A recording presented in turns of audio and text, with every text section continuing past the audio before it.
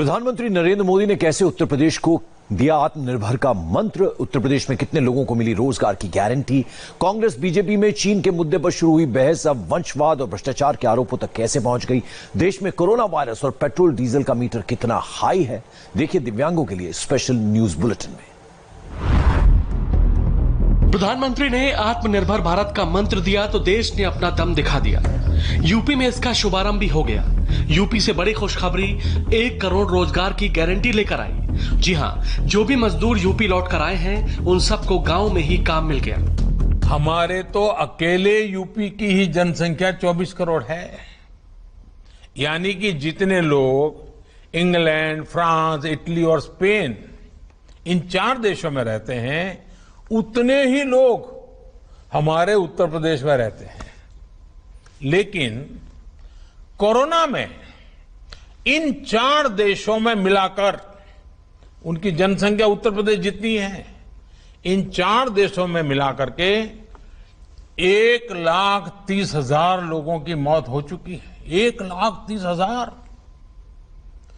जबकि उतनी ही जनसंख्या वाला हमारा उत्तर प्रदेश 600 लोगों की जान गई है।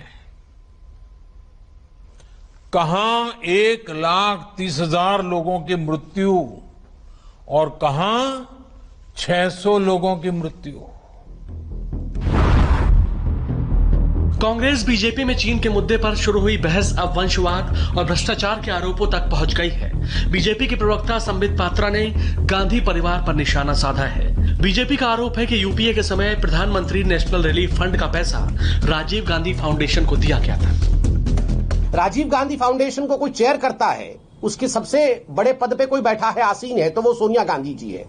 पीएम नेशनल रिलीफ फंड में भी सोनिया गांधी, राजीव गांधी फाउंडेशन में भी सोनिया गांधी, और जिस प्रकार से पीएम नेशनल रिलीफ फंड का पैसा ये डाइवर्ट होके जा रहा है राजीव गांधी फाउंडेशन में, इट स्पीक्स वॉल्यूम्स। ये बहुत कुछ कहता है। जो ऑडिटर होता है पीएम नेशनल रिलीफ फंड का, उसमें भी कांग्रेस है, और ऑडिट कंपनी का नाम था ठाकुर वैद्यनाथन अय्यर कंपनी। इसके जो मुख्य व्यक्ति थे, जो मुखिया थे, उनका नाम है, आप सब लिखे और देश याद भी रखे, रामेश्वर ठाकुर। सोचिए, ऑडिटर थे वो पीएम नेशनल रिलीफ फंड के, और वो union minister of finance revenue थे।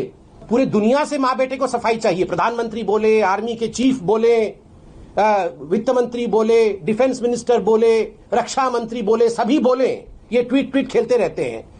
ये इतना बड़ा जो उजागर किया गया है, ये क्यों नहीं बोले? ये क्यों नहीं बोले? राजमाता है क्या कि आप नहीं बोलेंगे और बाकी सब बोलेंगे और आप चुप रहेंगे? You are no queen madam. You have written the script of corruption. You have to come and explain. पिछले 24 घंटे में देश में कोरोना के रिकॉर्ड 17,296 केस सामने आए हैं। एक दिन में कोरोना से 407 लोगों की मौत हुई है। इसके साथ ही देश में कोरोना के कुल केस 4,90,000 के पार हो गए हैं, जबकि मौत का ग्राफ 15,000 के पार हो गया है। देश में फिलहाल 1,89,463 कोरोना के एक्टिव केस हैं। अच्छी बात है कि अब तक 2,85,636 मरीज इलाज के बाद ठीक भी हुए हैं। आज दिल्ली के मुख्यमंत्री अरविंद केजरीवाल ने दिल्ली में कोरोना को लेकर अपडेट दिया। उन्होंने कहा कि हालात काबू में हैं, लेकिन आंकड़े कुछ और ही इशारा कर रहे हैं। कुछ दिन पहले तक हम लोग लगभग 5 से 6 हजार टेस्ट रोज किया करते थे। जब हम 5 से 6 हजार टेस्ट रोज कर रहे थे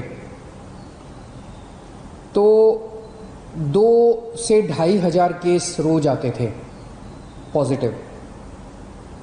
हमने टेस्ट की संख्या बढ़ा के 18,000 कर दी। पिछले कुछ दिनों से 18 से 20,000 टेस्ट रोज हो रहे हैं, तो 3 गुना हमने टेस्ट की संख्या बढ़ा के कर दी।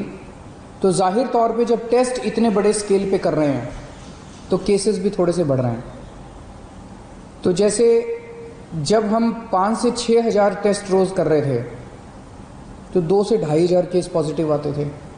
अब जब 18,000 केस रोज कर रहे हैं तो अब 3 से 3,500 केस इतने ही बढ़े। हमने टेस्ट 3 गुने कर दिए, लेकिन पॉजिटिव केस 2 से 3,000, पहले 2,000 आते थे, अब 3,000 आने लगे, 3,500 आने लगे। तो जाहिर तौर पे मान लीजिए कल हम 1 लाख, 2 लाख, 3 लाख टेस्ट करेंगे तो केसेस थोड़े से ज़्यादा आएंगे। सबसे पहले आपको देश की राजधानी दिल्ली के आंकड़े दिखाते हैं, जो इस वक्त देश का कोरोना कैपिटल बन गया है। दिल्ली में इस वक्त कोरोना के 73,780 केस हैं। वहीं मौत का आंकड़ा करीब 2,500 पहुंच गया है। अगर बीते 24 घंटे की बात करें तो 3,990 केस आए और 64 लोगों की मौत हुई।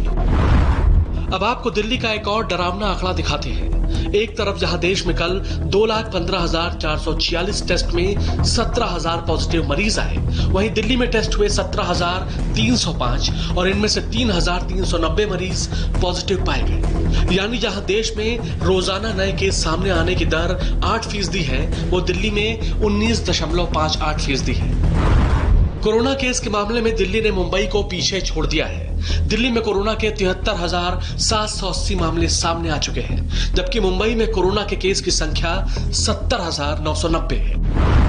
महाराष्ट्र में कोरोना के कुल मामले 1,47,000 के पार पहुंच गए हैं, जबकि कोरोना की वजह से 6,931 लोगों की मौत हुई है। महाराष्ट्र की राजधानी मुंबई में करीब 71,000 केस सामने आ चुके हैं और 4,000 से ज्यादा लोगों की मौत हुई है। बीते 24 घंटे में महाराष्ट्र में 4,800 से ज्यादा मामले सामने आए और 192 लोगों की मौत हुई।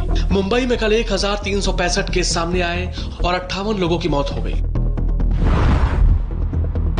देश भर में पेट्रोल डीजल के रेट थमने का नाम नहीं ले रहे। पेट्रोल डीजल के दामों में बढ़ोतरी लगातार 20वें दिन भी जारी है। आज पेट्रोल 21 पैसे और डीजल 17 पैसे महंगा हुआ। दिल्ली में आज पेट्रोल 80 रुपए 13 पैसे प्रति लीटर बिक रहा है, वहीं डीजल का रेट 80 रुपए 19 पैसे है। अब आपको पिछले 5 दिनों के पेट्रोल डीजल के रेट का बढ़ता ग्राफ दिखा देते हैं। आज पेट्रोल की कीमत 21 पैसा और डीजल की कीमत 17 पैसे बढ़ी। कल पेट्रोल की कीमत 16 पैसे और डीजल के रेट 14 पैसे बढ़ाए गए।